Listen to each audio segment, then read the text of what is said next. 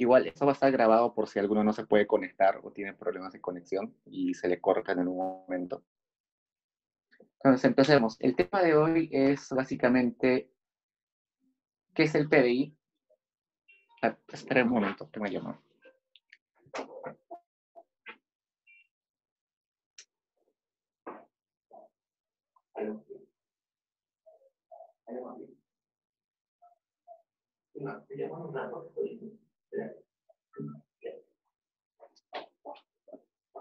Ya chicos, ya volví, perdón. Ok, entonces el tema de hoy día es el PBI y cómo se calcula qué es y algunos conceptos que se relacionan con el PBI. Entonces el PBI, seguro, dependiendo de con qué profesores han llevado introducción a la macro, introducción a la micro, o el curso de economía general en letras, algunos seguro ya vieron el tema, así que supongo que a algunos ya les va a parecer familiar lo que vamos a hacer. Entonces, el PIB per cápita es el Producto Bruto Interno. Somos el único país que lo llama Producto Bruto Interno. La mayoría de países lo llama PIB, Producto Interno Bruto. Es cuestión de nomenclatura. Y en algunos países también le llaman el Producto Geográfico Bruto. O el Producto Geográfico Bruto. Producto Geográfico Bruto, perdón.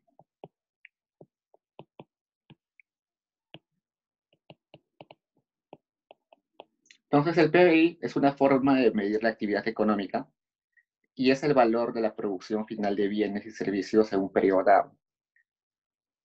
Es bueno recordar que también se le llama producto geográfico porque se limita a un territorio y independientemente de si la producción está realizada por nacionales o por extranjeros. Es decir, si una empresa extranjera produce en el Perú, se contabiliza como el PBI, como parte del PBI de Perú. Esto es importante porque hay otro concepto que es el Producto Nacional Bruto, que solamente toma en cuenta la producción realizada por nacionales, que vamos a ver en un toque. Entonces, el PBI es independiente de la propiedad de los factores, no importa si el propietario es nacional o extranjero. En el Perú, como sabemos, el capital, que es uno de los factores de producción, es usualmente o en su gran mayoría propiedad de extranjeros. Así que vamos a ver cómo se ajusta eso en el concepto de Producto Nacional Bruto. Hay tres formas de medir el PBI. La primera es por el lado del gasto.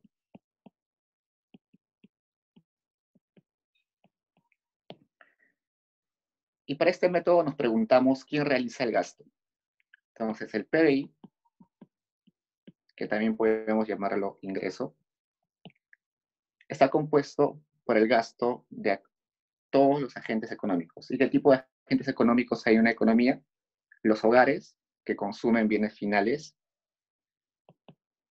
las empresas que invierten, los gobiernos que tienen su gasto, y el sector externo que tiene, con el cual exportamos, importamos, lo cual es la resta de exportaciones menos importaciones, que sería exportaciones netas.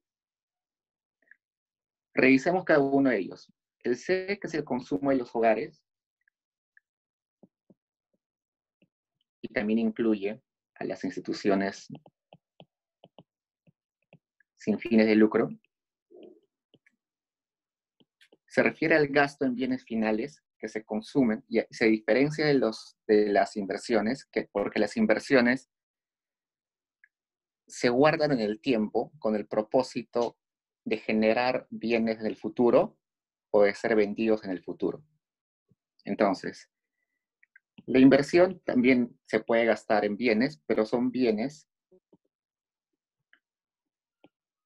que sirven no para el consumo inmediato, sino para producir otros bienes o para ser vendidos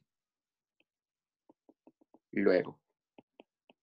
Por tanto, la inversión puede ser de tipo fija o de tipo variación de inventarios. Entonces, la fija es aquella típica que es maquinarias, herramientas, edificios y todo eso.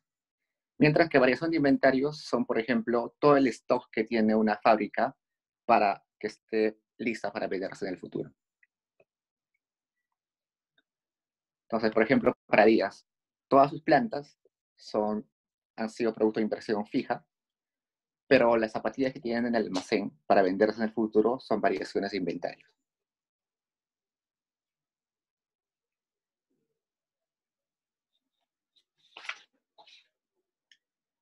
Por el lado del gasto, también son bienes y servicios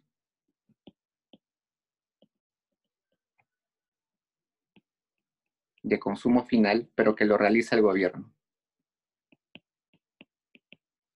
Ojo que cuando hablamos de inversión acá, no solamente estamos hablando de inversión privada, sino también de inversión pública. Por tanto, en el gasto, que acá lo llamamos G, solamente estamos considerando aquellos gastos, por ejemplo, en educación, en defensa, en salud, aquellos gastos en bienes y servicios que se consumen en un momento. Pero, por ejemplo, el gasto que hace el gobierno en Talara, eso es una inversión pública y por tanto se contabiliza en el I y no en el G. Finalmente, las exportaciones netas también se le llama saldo comercial y eso lo van a ver cuando estudien la balanza comercial. Así que no vamos a conversar mucho de eso porque hay un capítulo entero donde se estudia las exportaciones netas. Las exportaciones netas pueden ser positivas o pueden ser negativas dependiendo de si el país es exportador o es importador en su mayoría. La segunda forma de medir el gasto, de medir el PBI es por el lado del producto, que también se le llama por el lado del valor agregado, y que en el Perú aparece en la página del BCR como el PBI calculado por sectores. En este caso no nos preguntamos quiénes son los agentes económicos, sino nos preguntamos qué sectores o qué actividades económicas son las que generan valor. Entonces el PBI, en este caso, o I, es la sumatoria del valor agregado de cada sector. ¿Qué sectores productivos tenemos? Agricultura, minería, hidrocarburos, servicios, comercio. La suma de lo que aporta cada uno de estos sectores es el PBI por el lado del producto. ¿Cómo se calcula? Se calcula mediante la matriz de insumos productos. La matriz de insumos productos es una herramienta que tiene el INEI y el BCR, que es una matriz bastante grande, donde se ponen todas las actividades productivas, agricultura, minería, hidrocarburos. Y el otro lado de la matriz, también, agricultura, minería, hidrocarburos y todos. Y en cada casillero de esa matriz se coloca qué porcentaje o qué cantidad de insumos de un sector es utilizado por el otro sector.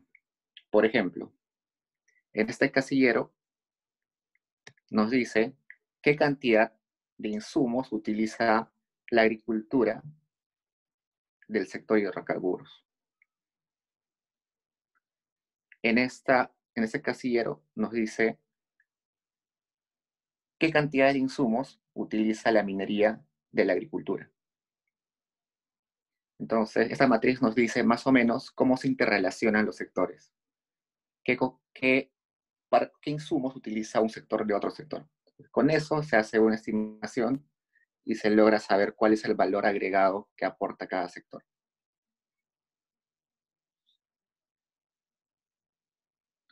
Entonces, el típico ejemplo es, por ejemplo, que viene usualmente, es la producción de pan el pan es el bien final, pero en cada momento de la producción se genera un valor adicional. El agricultor genera, al momento de cultivar, genera un valor agregado.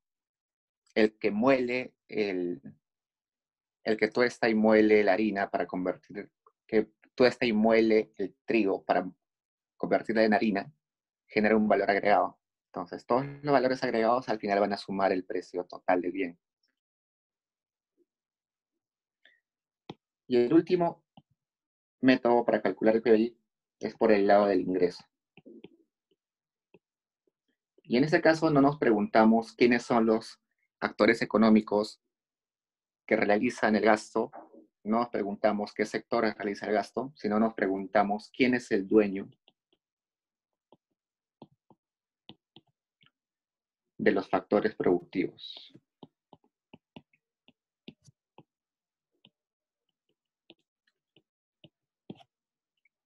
Y ahí entra el flujo circular de la renta. El flujo circular de la renta ya la vieron en clase, y eso es la relación entre familias, empresas, gobierno, sector externo, ¿cierto? Entonces, en este flujo, quién es el dueño del capital? El dueño del capital son los capitalistas, y los capitalistas en última instancia son las familias. ¿Quién es el dueño de la mano de obra? Las familias. ¿Cómo la empresa paga el capital? Con intereses, utilidades, ¿no es cierto? ¿Cómo paga la empresa por la compra de la mano de obra? Con salarios, remuneraciones. Entonces, en este caso, el PBI es la suma del pago por los factores productivos. Entonces, sería la suma de intereses, utilidades, salarios, remuneraciones y todo lo que sea pago por factores productivos. Si hay factores productivos como la tierra, lo que se paga por el uso de la tierra. Entonces, hay tres formas de medir el PBI. ¿Cuál se utiliza en el Perú? Si entran a la página del BCR, van a encontrar que hay una pestaña que dice PBI por el lado del gasto, PBI por sectores, pero no muestran el PBI por el lado del ingreso. ¿Eso quiere decir que no lo calculan? Sí lo calculan, pero no lo presentan. ¿Por qué no lo presentan? Porque es muy difícil medir los salarios, las remuneraciones, las utilidades en una economía informal como la peruana. Entonces, el 75% de los ocupados en el país no está en el sector formal, por tanto no hay registro administrativo de cuánto es su salario, cuánto es su remuneración. Entonces, no es confiable en una economía como la nuestra medirlo por los ingresos.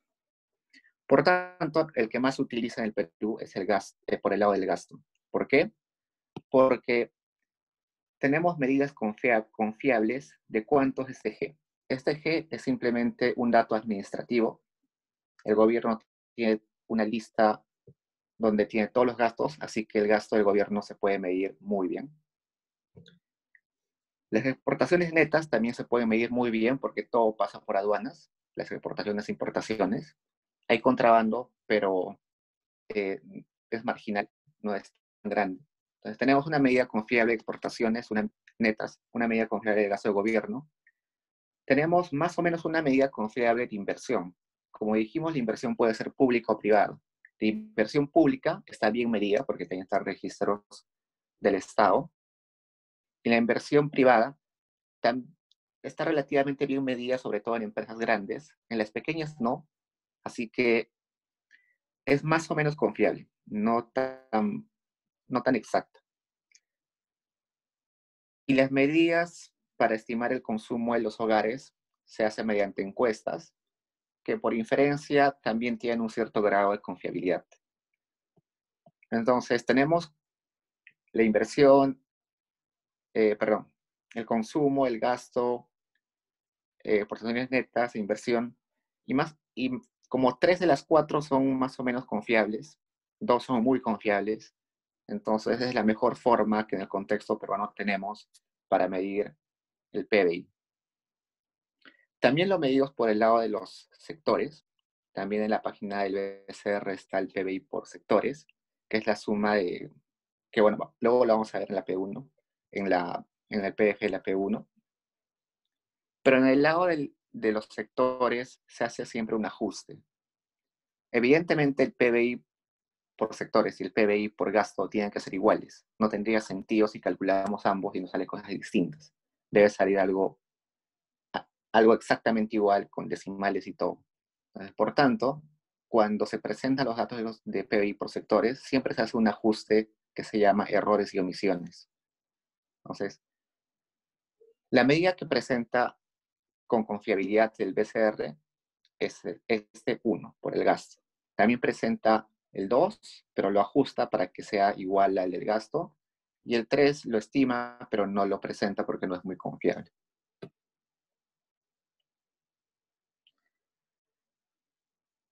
Regresamos un poquito acá. Y simplemente para decirle que el gasto interno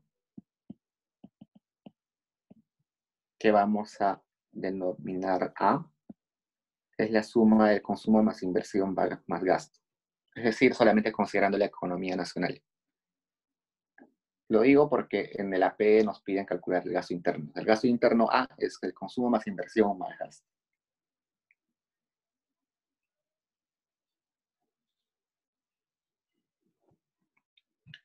Otros conceptos que necesitamos para la PD1 son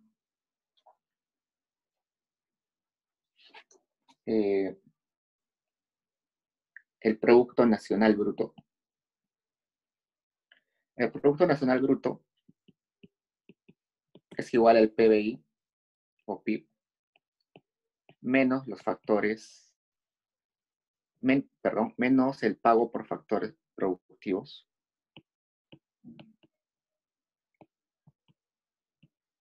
extranjeros.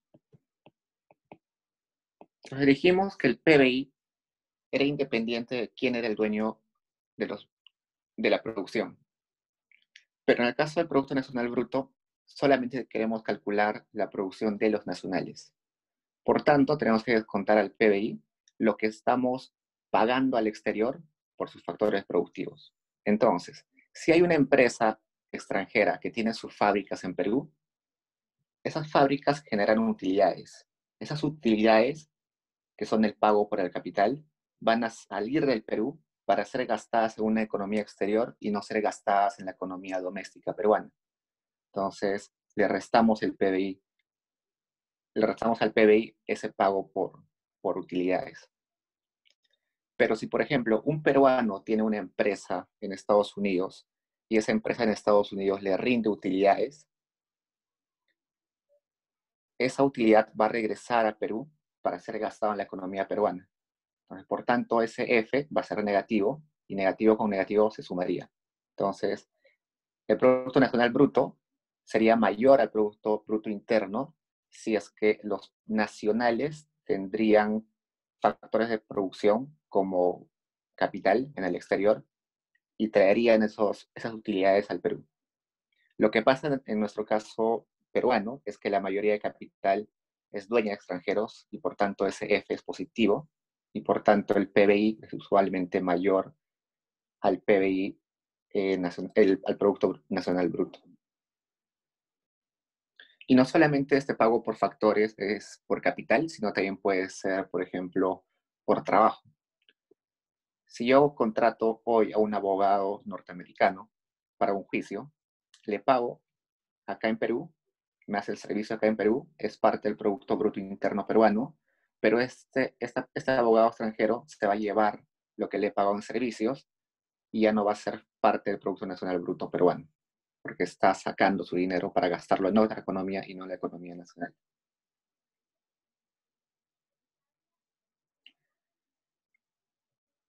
Entonces, un concepto relacionado va a ser el ingreso nacional bruto.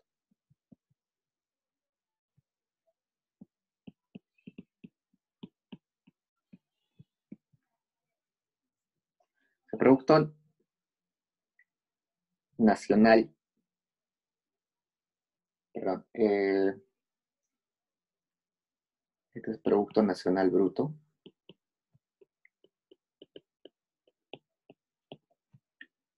Y el ingreso nacional bruto es este.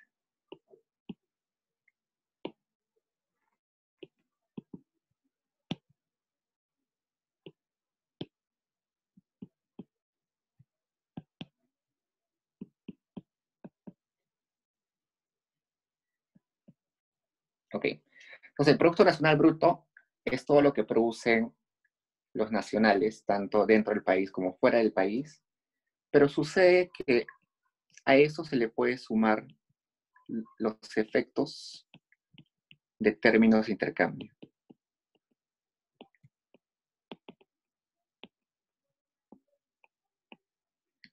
¿Qué son los términos de intercambio? Es la relación entre los precios de exportación entre los precios de importación. ¿Y eso por qué tendría un efecto en los ingresos nacionales?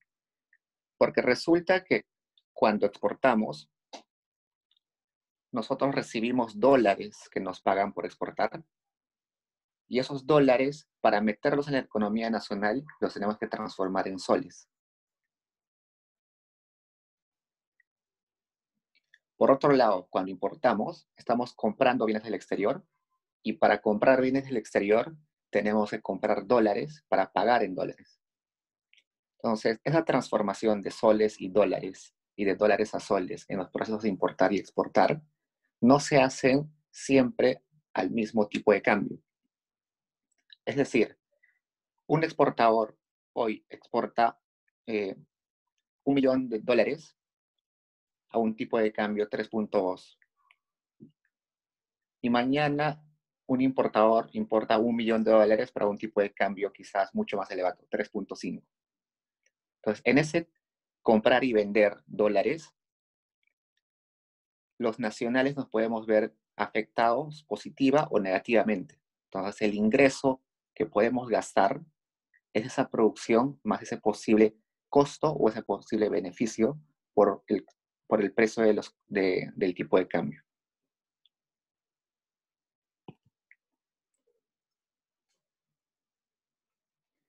Otro concepto es el ingreso nacional disponible.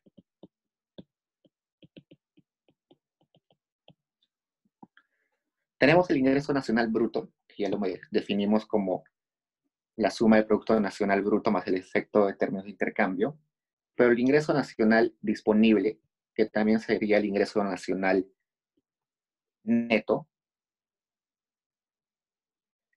es el ingreso nacional bruto más las transferencias.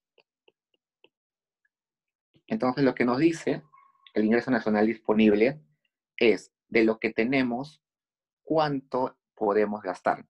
Entonces, lo que podemos gastar es nuestros ingresos nacionales brutos, más lo que nos mandan, por ejemplo, como remesas del exterior. Entonces, cualquiera de ustedes puede tener sus padres en Estados Unidos y cada mes les mandan una remesa de $100.000, no sé. Esa remesa se suma al ingreso nacional bruto y la suma de todo eso es el ingreso disponible que tienen los nacionales para gastar.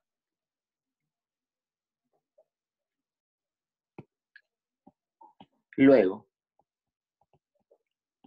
el ingreso de los nacionales, es decir, el ingreso nacional disponible,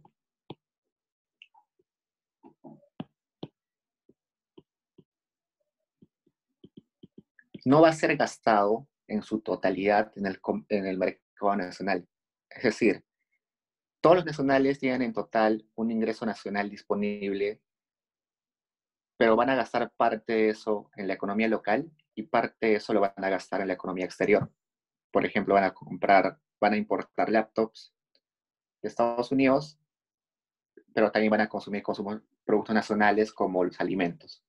La absorción se refiere a la cantidad de ese ingreso nacional disponible que es gastado en la economía interior, que es la economía doméstica. Entonces, Lo definimos como el ingreso nacional disponible menos las exportaciones más las importaciones.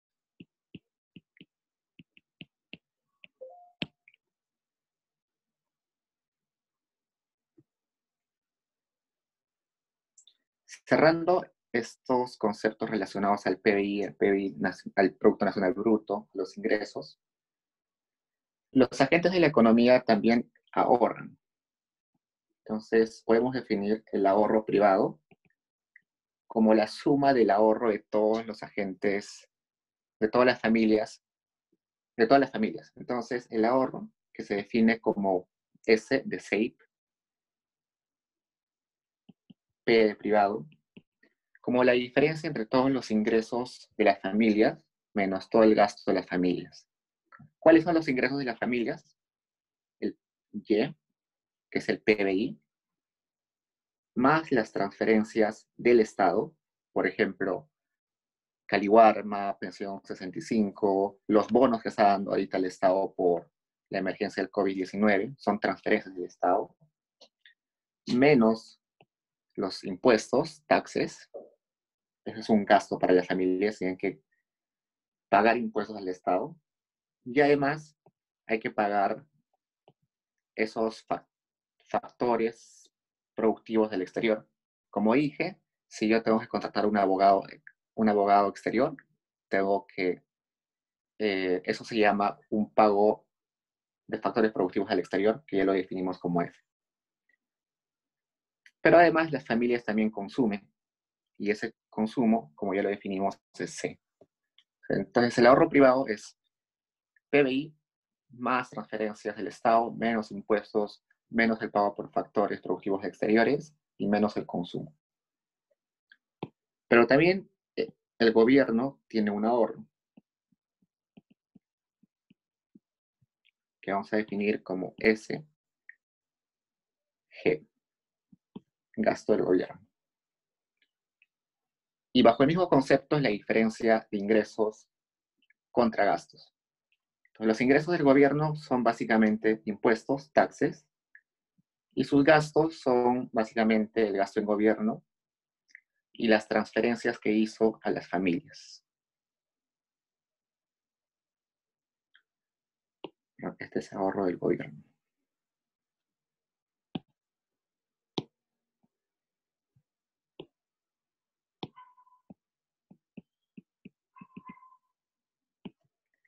Y finalmente hay el ahorro de otro agente de la economía, que es el resto del mundo,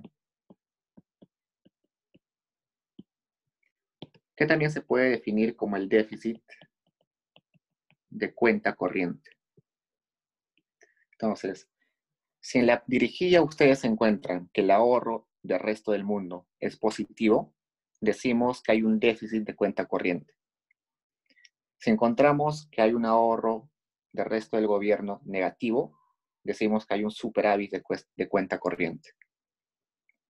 ¿Cómo se define el ahorro del resto del mundo? SE de extranjero es igual a todos los ingresos del resto del mundo, que en ese caso sería lo que están recibiendo por factores productivos. Las importaciones es lo que nosotros estamos comprando al exterior y por tanto es un ingreso para el resto del mundo. Y las exportaciones son lo que nosotros estamos vendiendo al exterior y por tanto es un gasto para el exterior. Separando esto, podemos decir que es F menos exportaciones netas.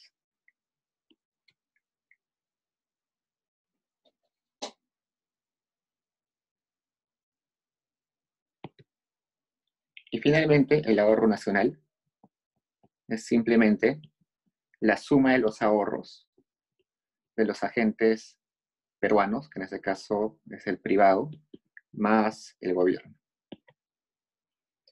Ya quiero hacer un paréntesis, que es algo que no sé si van a ver en el curso, pero que es bastante interesante de ver. Se le llama la teoría de las tres brechas.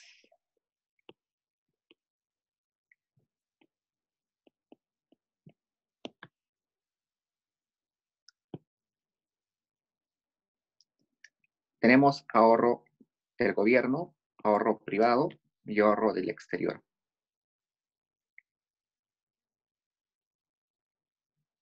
¿Qué es lo opuesto al ahorro? Lo opuesto al ahorro es déficit. Un sinónimo del ahorro sería superávit. Entonces podemos definir que como el ahorro es igual a un superávit y un antónimo de ahorro sería déficit. Entonces, ¿qué sucede? Si solamente hay tres sectores, gobierno, privados y exterior, que uno de ellos tenga déficit, por ejemplo, perdón, otro ejemplo. Supongamos que el gobierno tiene un déficit. Es decir, el gobierno está gastando más de lo que está ingresando como concepto de impuestos. Para que el Estado pueda asumir ese déficit, alguno de estos dos, o los dos, tienen que prestarle al gobierno. Entonces, por tanto, uno de estos dos debe tener al menos un superávit, lo cual es imposible de que los tres tengan un déficit al mismo tiempo.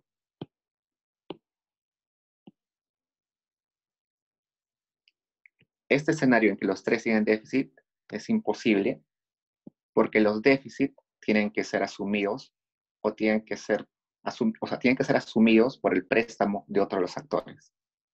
Entonces, esta intuición les va a ayudar bastante a lo largo de todos los cursos de macroeconomía, no lo olviden. Y bueno, pasando a más conceptos que tenemos que comentar hoy día,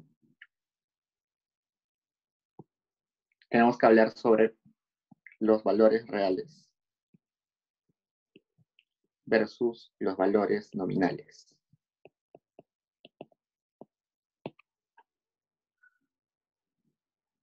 Entonces, el PBI nominal, que es el PBI que hemos visto hasta ahora, es igual a la suma de todos los bienes, digamos, es el bien 1, y en la economía hay, digamos, n bienes. Sumamos el precio de cada uno de estos bienes en el año T, ese es el PBI nominal del año T, por la cantidad de ese bien en el año T. Por tanto, eso nos dice que el PBI nominal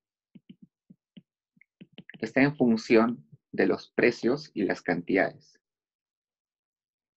El objetivo del PBI es decirnos si la economía o la actividad económica está mejorando año a año o está desmejorando. Entonces, si el PBI nominal aumenta, puede ser por dos razones.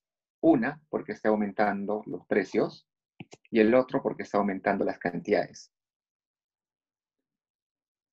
Pero supongamos que nuestra economía solamente produce panes. Este año producimos 100 panes, el siguiente año producimos 100 panes, pero no sé, el BCR hizo un mal manejo de la economía y la inflación se disparó y los precios se duplicaron. Entonces el PBI nominal este año va a ser el doble del año pasado, solamente por efecto del precio y no por efecto de que hemos mejorado la cantidad producida. Eso quiere decir de que el PBI nominal nos está engañando, nos está diciendo, estamos creciendo, pero estamos creciendo por un determinante negativo que es la inflación. El aumento de los precios es inflación y no estamos creciendo en PBI por las cantidades. Entonces, para corregir eso y quitar este efecto de los precios, utilizamos el PBI real. Entonces, el PBI real de un año T es la sumatoria igual de todos los bienes, en este caso N bienes, de todo lo que se produce ese año, pero utilizando los precios de un año base, que en este caso ponemos año cero. Entonces, ese año cero se le llama año base. Y en el caso peruano, ese año base es el 2007. Entonces, el PBI real está multiplicando el precio de las computadoras en el 2007 por las cantidades de computadoras de este año. El precio del pan en el 2007 por la cantidad de panes que se producen hoy. Y ustedes dirán, está bien, pero esos precios del 2007 han cambiado. ¿Por qué no hemos cambiado el año base? Ya van 13 años que no cambiamos el año base. La recomendación internacional es que el año base cambie cada 5 años. Es decir, ya debió cambiar en el 2012 y en el 2017. Aún así no cambió. La recomendación del INEI era cambiarlo cada 10 años. El 2017 se trató de cambiar el año base, pero no hubieron los recursos públicos para hacerlo. ¿Por qué no se puede cambiar? Porque para tener el año base necesitamos hacer una lista detallada de los precios de cada uno de los bienes en cada una de las regiones del país. Entonces, imagínense cuántos bienes existen en el país. Son miles y miles y miles de bienes. Y estos bienes cambian de precio según las regiones. Los precios de Lima no son iguales a los precios de Cusco. Entonces, se debe hacer una encuesta de precios en todas las regiones del país. Y esa encuesta es básicamente muy costosa y por eso no se ha hecho desde el 2007. Por eso seguimos con el año base 2007.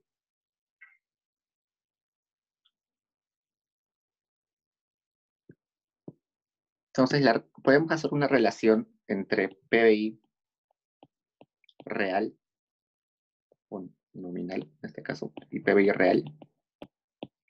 Y esta relación multiplicada por 100 vamos a llamarle deflactor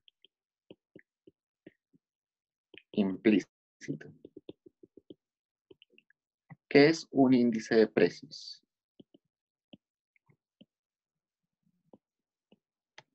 Entonces, supongamos que el PBI nominal del 2007, acá pongamos un ejemplo, y nos preguntamos, ¿cuánto es el deflactor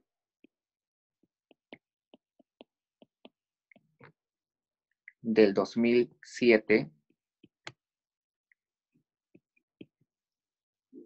Vamos, deflactor es igual al PBI del 2007 nominal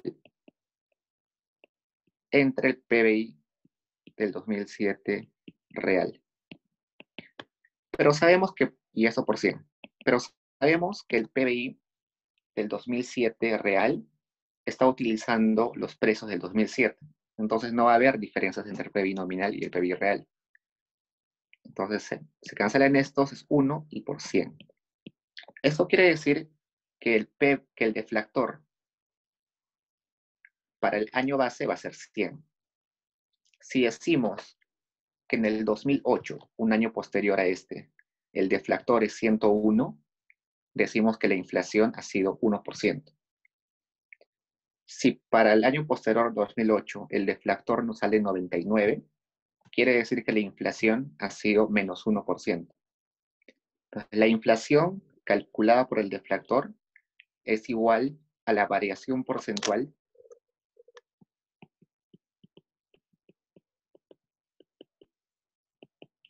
del deflactor. Es una forma de calcular la inflación. Sin embargo, no siempre se utiliza el deflactor como índice de precios, sino también se puede utilizar el IPC, que es el índice de precios al consumidor.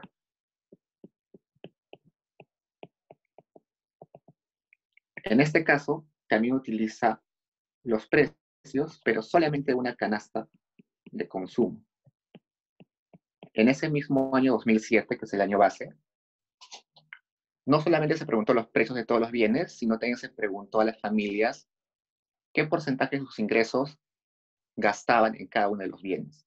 Entonces, el IPC está conformado por los precios de cada uno de los bienes, pero multiplicado por un ponderador alfa, y ese alfa es el porcentaje de gasto, que debe ser en ese bien. Entonces, si las familias gastan la mitad de sus ingresos en alquileres, la mitad del IPC va a depender de los alquileres. Si las familias gastan el 10% en alimentos, el IPC va a depender 10% del precio de los alimentos. Entonces, el deflactor y el IPC son dos índices de precios por los cuales se puede calcular la inflación, pero se diferencian en que el deflactor utiliza todos los bienes, el IPC solamente utiliza los bienes de un consumidor representativo, de una familia representativa.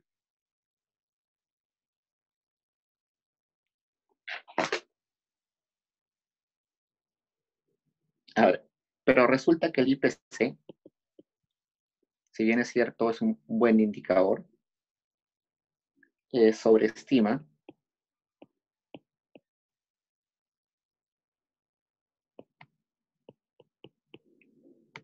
el aumento del costo de vida.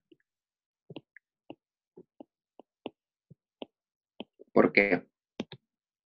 Si el precio de un bien aumenta, no necesariamente voy a seguir consumiendo ese bien, sino lo puedo sustituir. Si el precio de la papa sube, yo lo sustituyo con camote, por ejemplo.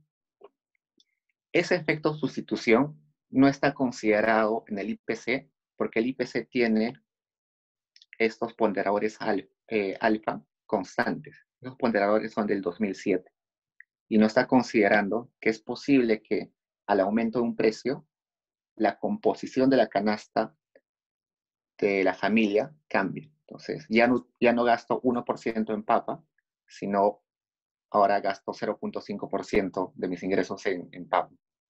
Entonces, eso no está considerado en el IPC y por tanto sobreestima el aumento del costo de vida. Y por el contrario, el deflactor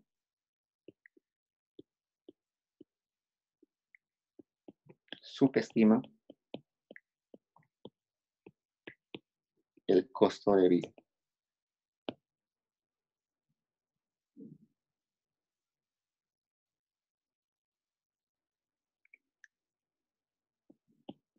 ¿Por qué? En el caso del deflactor, sí asume o sí considera el efecto sustitución.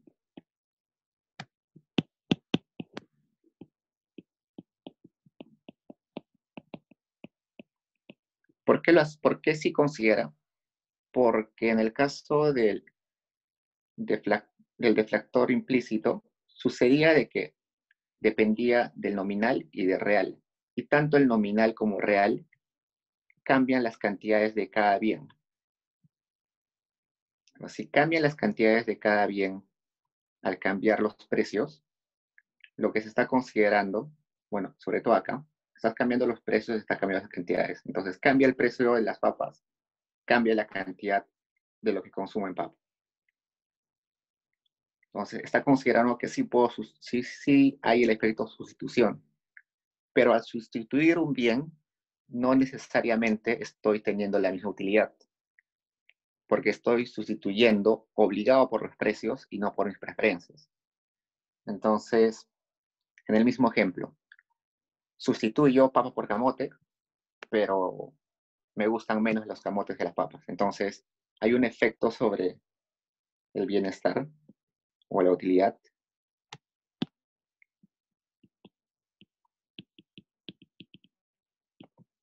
que no se considera. Y por tanto, el costo de vida está subestimado. ¿Por qué menciono esta última parte? Porque no tenemos una medida exacta de cómo los precios al cambiar afectan el bienestar y el costo de vida de las personas. Tenemos aproximaciones imperfectas, pero que nos sirven para tomar decisiones. No hay estimadores más exactos porque es imposible hacer un censo de precios, un censo de consumo, pero estas son las herramientas que tenemos.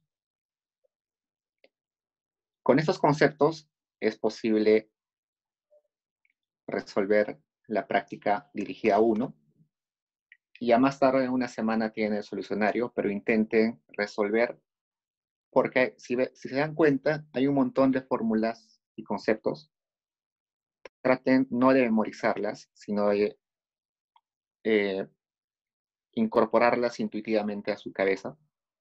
Por ejemplo, absorción. Más o menos piensan de que qué parte del ingreso se termina gastando en la economía nacional. Cosas así, para que no tengan que memorizar, porque memorizar no siempre es la mejor estrategia. Si tienen preguntas, el chat está abierto, o si tienen comentarios, lo que sea. Si tienen problemas con la conexión, con lo que sea. Igual estoy disponible en el chat, perdón, en el correo y en el foro del curso.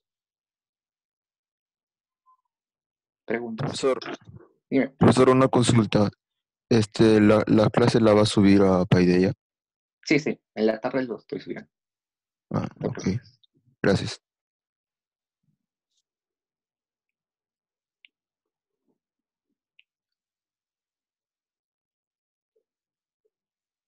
Más preguntas, consultas, inquietudes, quejas, comentarios. Profesor, el deflactor del PBI y Sí, el dime. índice de precios del consumidor difieren mucho en el Perú o son aproximadamente casi iguales. En el Perú es muy distinto, sobre todo porque las familias en el Perú tienen un consumo en su mayoría de alimentos. Si recuerdan un poquito sus clases de introducción a la micro, más o menos en el Perú, el 80% de los ingresos de las familias se van a alimentos. Mientras más pobre es una familia, el mayor porcentaje de sus ingresos se gasta en alimentos. Entonces, el IPC está en su mayoría conformada solamente por alimentos, mientras que el deflactor del PBI está conformado por todos los bienes, joyas, muebles, compra de edificios, rentas. Entonces, la conformación por cada tipo de bienes está muy distinto en el IPC y y en el deflactor. Pero en países muy desarrollados, donde hay una distribución de gasto en tipos de bienes, por ejemplo, en Estados Unidos sí tienden a ser más similar. Gracias.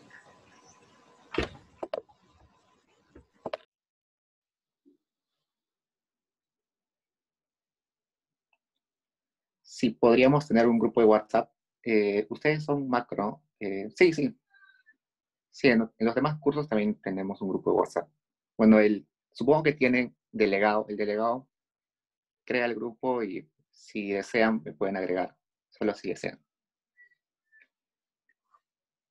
Yo encantado de estar ahí. No hay delegado todavía, entonces, no sé, ¿quién es el más entusiasta acá para que cree el curso del grupo? Bueno, mi número está acá. Bueno, ese es mi número para que me agregue.